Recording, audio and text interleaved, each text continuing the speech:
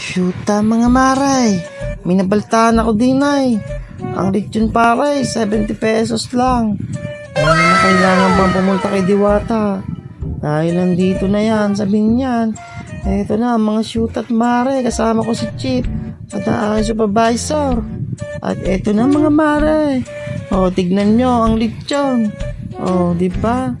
O, ayan ang order namin sa halagang 70 pesos. Ay tiyak, mabubusog ka na din eh. Ayan mga marit pare.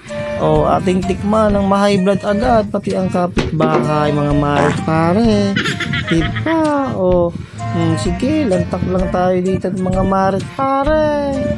Ay siguradong mapapa-high blood ka din eh pag ito kinain mo. O, ayan, isang subo lang yan mga idol. Ramdam mo agad ang init sa batok yan. Diba? Dito rin yung masarap ang pork sisig mga marit pare. Masarap dito yon. Pero tinikman namin mga pare ang lechong pares. No? Amazing! Ayan guys, o tinan nyo.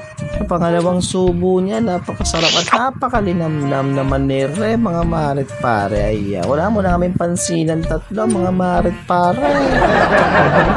Busog ka naman ang mga itik. Diba guys, ano pang hinihintay nyo? Dito lang yan, malapit sa Olivares. At syempre, ang aking supervisor, o maanghang daw, o sige, kain pa rin. O diba, ito naman ang kasama kong si Emengard. Kamukha daw siya kong TV. Ewan ko ba dito, kinukuha na ata siya ng langit, ang liwanag mga marit pare. So ayun guys, hanggang dito na lang tong lechong pares na aray. At tayo kami kakain at ako'y may baon. O di hati kami ng aking supervisor. O siya mga marit pare, hanggang dito na lang. Babayaw.